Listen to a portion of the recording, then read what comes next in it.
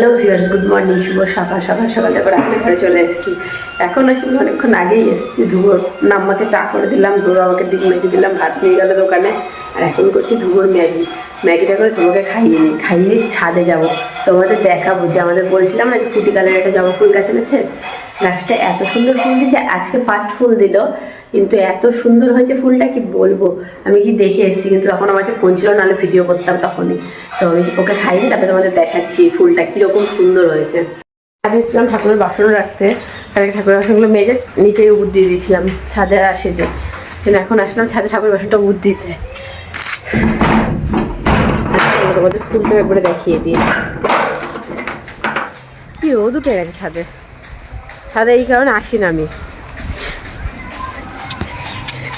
এই দেখো গাইস, ও সামনে থেকে দেখতে ফুলের কালারটা আরো বেশি সুন্দর লাগছে। এই দেখো কি বলবো, এখানে কিন্তু দুটো গাছ, এই যে ভাগ করা দুটো গাছ, এটা হচ্ছে লাল কালারের আর এটা হচ্ছে ফুটি কালার। আর এই গাছটা অনেকদিন পরে এসে মানে ছাদে আসি, যখন আসি তখন নেতিয়ে যায় ফুলগুলো রোদ পেলেই। এই গাছটা আমি কালকে ফোনে দেখলাম, এটাকে পর্তুলিকা বলে গাছটার নাম। আর এই যে কাগজ ফুল গাছে ফুল চলে এসছে, কালকেই এসছিল। আর ওই যে এটা সাদাটা, আর এই যে নীলকণ্ঠ ফুলের রোজ পেঁচিয়ে যাচ্ছে। এটা পেঁচিয়ে দিলে কি হয়, আবার নতুন করে ডাল বেরোয়। এই যে এটা দেখতে খুব সুন্দর লাগে। এই যে গাছটা কিন্তু ঝাঁকড়া হয়ে গেছে, এই সুন্দর। এইদিকে এইখানেও নীলকণ্ঠ গাছের এগুলো সব ঝাঁকড়ে গেছে, এটা নীল রঙেরই, এটা সাদা না। আর বেলি ফুল গাছটা তো অনেক ফুল এসছে। তো চলো এখন নিচে যাই, নিচে যাবো। আরও ঠাকুরের কয়েকটা জিনিস আছে, সেগুলো নিচ থেকে ওপরে নিয়ে আসবো। তো চলো এখন নিচে যাই। ছাদ থেকে এসে আমাদের ঘর তো পুরো গুছানো হয়ে গেছে, বিছনা তুলে মাদের ঘরে গুছিয়ে দিয়েছি। মাদের ঘর ঝাঁট দিয়ে আমাদের ঘর ঝাঁট দিয়ে দিয়েছি। এখন যাবো মাদের ঘর ঝাঁট দিতে। তো চলো মাদের ঘরটা গুছিয়ে আসি।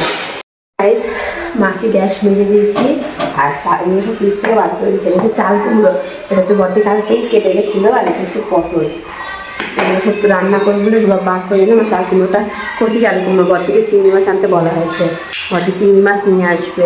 তো এখন ধুপোকে ধরবো, যে মনে আমার রান্না করতে চলো ধুপোকে ধরি।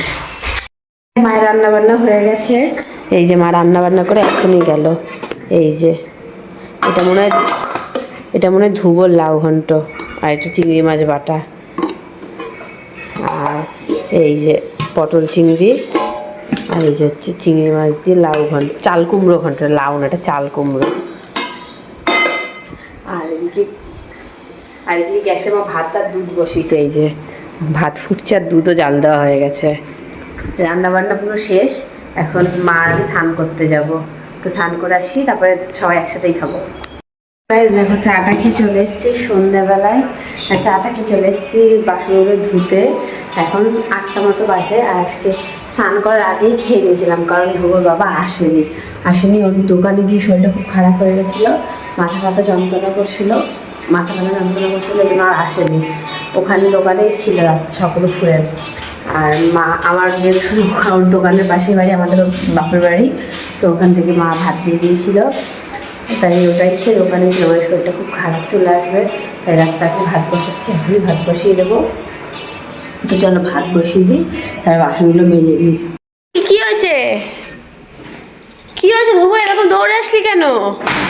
দেখো গাইস, ও নিজে নিজে দরজা খুলে দিল।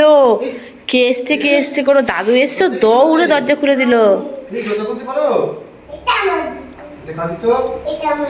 দেখো ঝগড়া করছে, দাদু ওর জুতোটা ধরেছে বলে ঝগড়া শুরু করে দিয়েছে ও।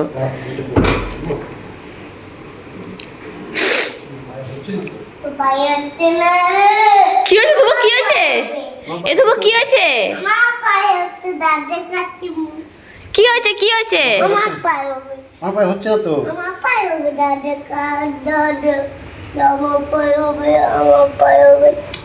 হচ্ছে না, তোর পায়ে হবে? হ্যাঁ তাই তো, ধুবোর পায়ে হয়েছে তো। কি দাদার পায়ে হচ্ছিল না? ও আচ্ছা, ঠিক আছে। গাইস এই যে চলে এসছে বাড়িতে ধোবর বাবা, এই যে ধোবো বাবাকে দেখি শুরু করে দিচ্ছে দেখো। ছাতা রেখে দাও। কি গো শরীর এখন ঠিক হয়েছে? শরীর ঠিক হয়ে গেছে। আর এই যে ধোবো, আসছিস কেন এরকম পাগলের মতো ধোবো? আমাকে আর ধরতে পারবি না। এই তুই মা কিরকম তুই তুকারি করিস কেন? হ্যাঁ আমি এখানে ঢুকবো। হ্যাঁ এখানে ঢুকবি, তুই মা কিরকম তুই তুকারি করিস কেন? আমি তুই মা কিরকম তুই তুকারি করিস কেন? মাকে কেউ তুই তুকারি করে? এখানে গিয়ে পড়বো না। সে লুকিয়ে পড়। মা কিরকম তুই তুকারি করিস কেন? মাকে কেউ তুই তুকারি করে? তুই কি বলবি বলছিলি বলে দে আমায়।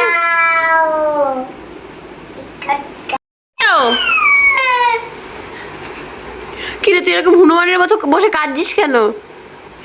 ই মা, জিদের চোটে প্যান্টের মধ্যে হিসু করে দিল। ও এই ছোট থেকে এটা করে, যেই ওর জিদ উঠবে ওকে বকবো কিছু করবো, ওই যে প্যান্টের মধ্যে বসে বসে হিসু করে দিল। ওই দেখো প্যান্টটা ভিজিয়ে, এটা ছোটবেলাকার অভ্যাস। এই যে প্যান্টটা হিসু করে দিল, এই যে। পেনটাই তো করে তাই পড়াও না, তোমার বাড়িতে তো করে আসবো। কি করবি? গাইজ বাড়িতে গিয়ে হিসু করে দিয়ে আসবি সাবস্ক্রাইব না করলে? এ দেবো কি বললি তুই?